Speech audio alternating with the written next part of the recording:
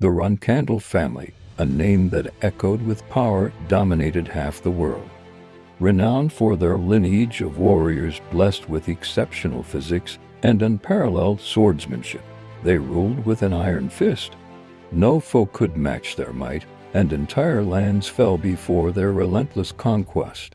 This law of the jungle, where strength dictated everything, was the very foundation of the Runkandle way. Born into this prestigious lineage was Jin Runkandle, the youngest son. During the selection ceremony, a pivotal event that determined each child's future, Jin defied expectations.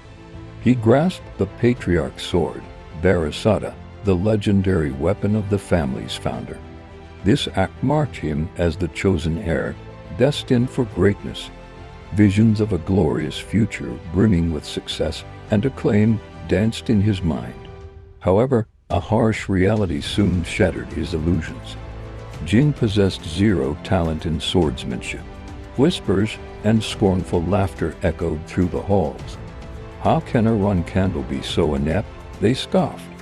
Branded a disgrace, the family's embarrassment, Jin became the target of his brother's relentless bullying.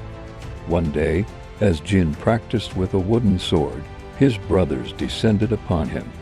Still swinging that useless toy, one jeered. Another chimed in, "Leave him to it. He wouldn't know a real sword from a twig." A snide comment hung in the air. Speaking of real swords, where could Barasada be, I wonder? Jin, rendered speechless by their taunts, could only clench his fists. The brothers, emboldened by his silence, lashed out. A tick sent him sprawling, followed by a torrent of insults. "Useless bastard," they spat. Jin lunged for his wooden sword, but a swift kick from his brother met his hand, sending a jolt of pain through his arm. They snatched his swordsmanship manual, another source of his solace. "What a waste of good parchment," one scoffed. "The likes of you shouldn't be allowed near such knowledge." "Stop it, give it back," Jin pleaded, his voice cracking with desperation. But his pleas fell on deaf ears. With a sickening snap, they broke the wooden sword and tore the book to shreds, tossing the debris at his feet. Jin, his voice thick with despair, cried out, "You don't have to do this. We are doing this for your own good," they retorted, feigning concern. "Why do you always talk back? Is that what your nanny taught you?" "Gilly has nothing to do with this," Jin refuted, defending his beloved caretaker. Seeing his defiance, they escalated their torment, raining down blows upon him. Jin, overwhelmed by the physical and emotional abuse, retreated within himself. He clung to the belief that his unwavering dedication would eventually earn his family's respect.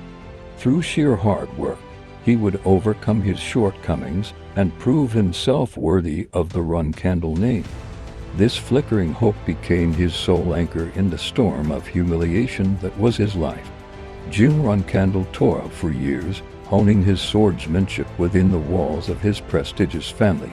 Yet, his efforts seemed to bear no fruit. Dejected, he stood outside the family gates, the weight of his unrecognized talent pressing heavily upon him. By the age of 25, ostracized and defeated, Jin found himself wandering aimlessly.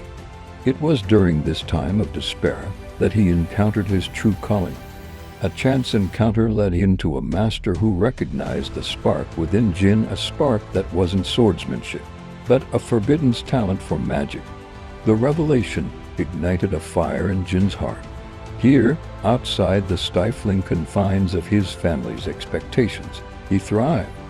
3 years later, while engrossed in research on mana manifestation, a chilling darkness engulfed him. Disoriented, he found himself in a shadowy domain.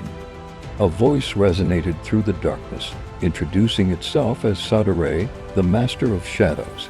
Sadare, recognizing Jin's potential, offered him a pact. In exchange for a contract, Jin would not only gain mastery over shadow magic but also be granted immunity to all curses. Sadare revealed the existence of a debilitating curse, the Blade Illusion, that had been suppressing Jin's true talent for swordsmanship since childhood. It was a revelation that explained years of frustration. With a touch of a single finger, Sadare shattered the curse, freeing Jin from its shackles.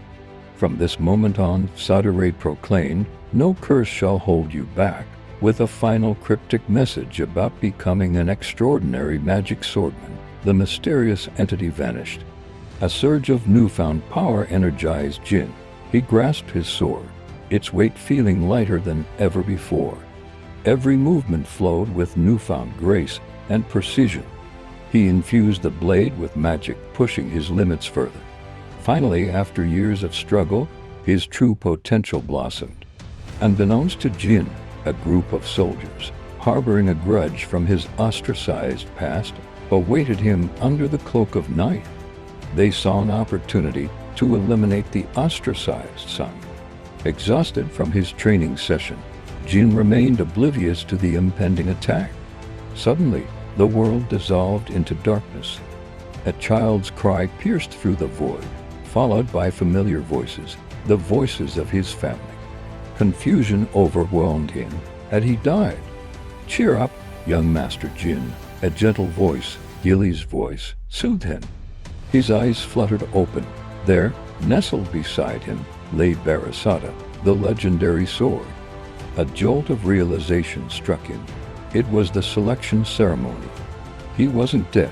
He had been sent back in time, reborn as a 1-year-old baby. In his previous life, he had picked Barasata by chance. This time, armed with the knowledge of his past life and the power surging within him, Jin wouldn't leave his destiny to happenstance.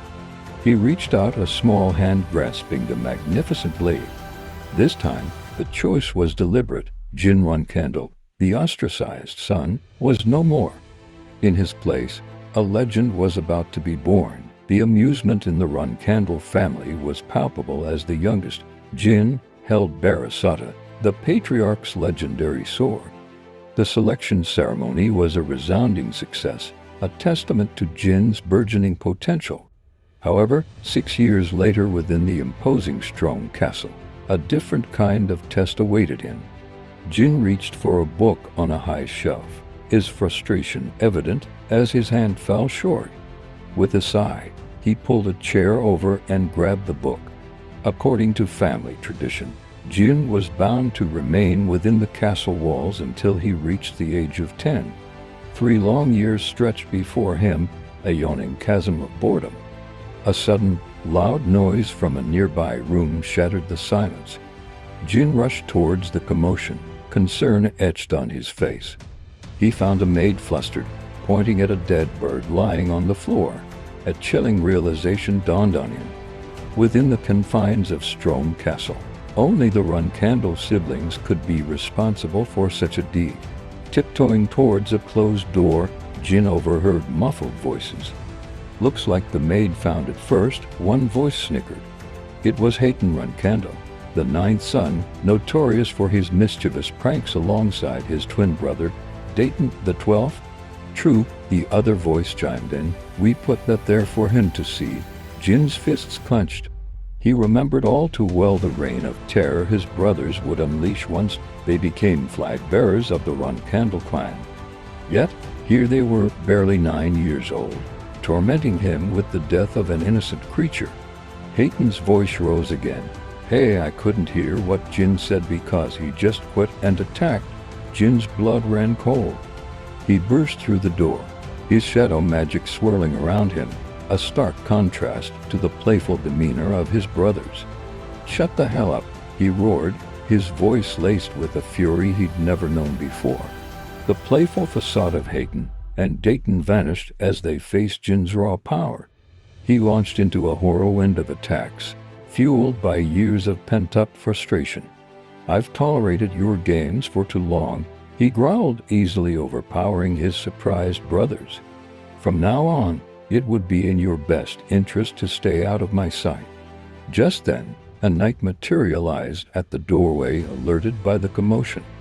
Jin, with remarkable control, quelled his shadow magic and assumed the nonchalant air. "We were just sparring," he explained, gesturing towards his fallen brothers. The knight raised a skeptical eyebrow. Did you not hear me? They just started fighting and collapsed, Jin countered, feigning innocence. The knight, unsure of what to believe, decided to err on the side of caution.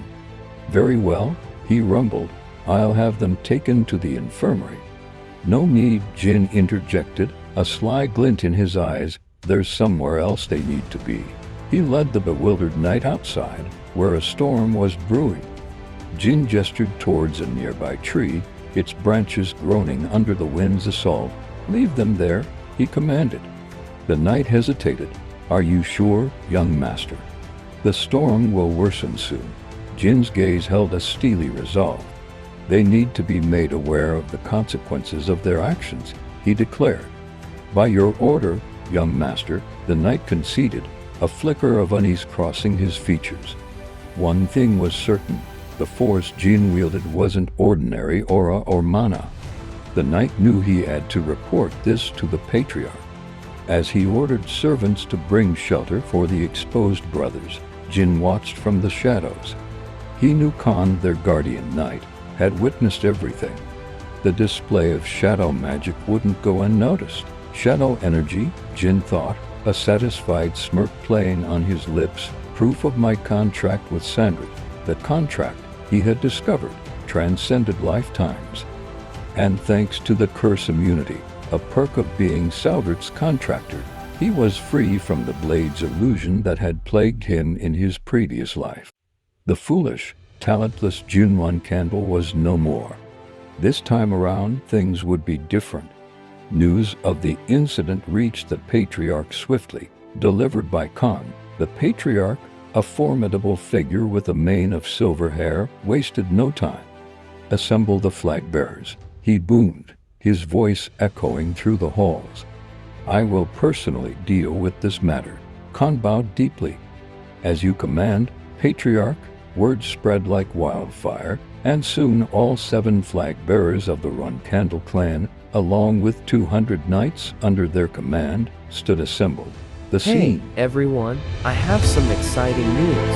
My birthday is coming up soon, and I'd love to reach 1,000 subscribers on my channel. It's almost at 600 subscribers, and reaching 1,000 would be a fantastic birthday gift. I'd be thrilled if you could subscribe and help me reach this goal. It would make me really happy. Thank you for watching. Stay tuned for the next episode. Don't forget to subscribe to my channel for more.